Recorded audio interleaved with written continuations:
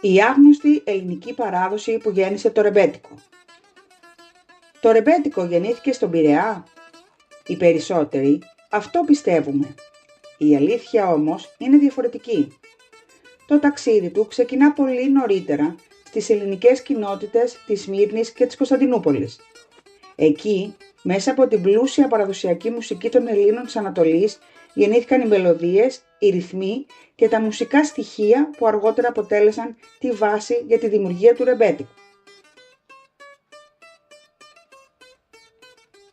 Στο σημερινό βίντεο θα ανακαλύψουμε πώς μια σπουδαία ελληνική μουσική παράδοση ταξίδεψε μαζί με τους πρόσφυγες και εξελίχθηκε στο μουσικό είδος που έγινε ο πρόδρομος του σύγχρονου ελληνικού λαϊκού τραγουδιού.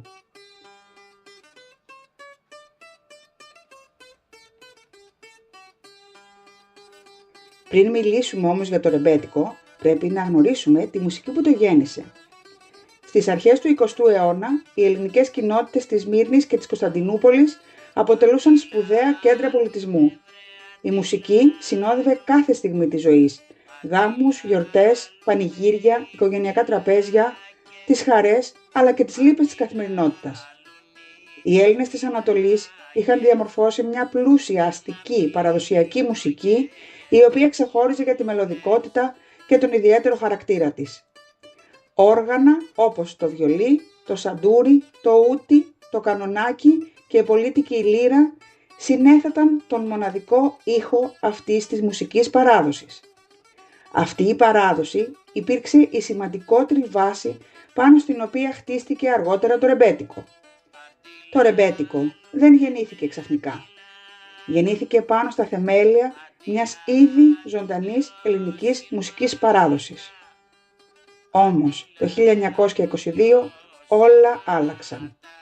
Μέσα στο τραγικό πλαίσιο της γενοκτονίας των Ελλήνων της Ανατολής και της μικρασιατικής καταστροφής, εκατοντάδες χιλιάδες Έλληνες εγκατέλειψαν τις πατρογονικές τους εστίες και κατέφυγαν στην Ελλάδα. Δεν έφεραν μαζί τους μόνο τα λίγα τους υπάρχοντα. Έφεραν τις μνήμες τους, τα τραγούδια τους, τη μουσική τους και ολόκληρη την πολιτιστική τους κληρονομιά.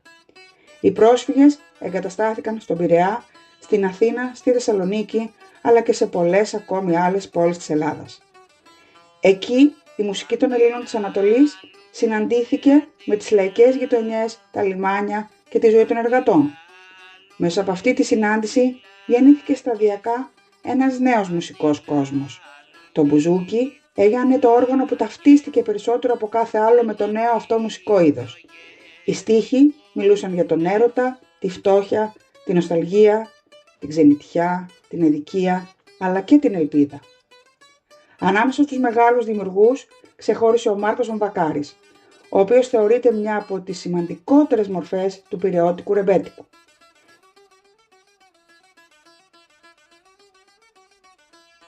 Λίγα χρόνια αργότερα, ο Βασίλης Τσιτσάνης και άλλοι πολύ σπουδαίοι δημιουργοί εξέλιξαν ακόμα περισσότερο αυτόν τον ήχο και τον έφεραν πιο κοντά στο ευρύ κοινό.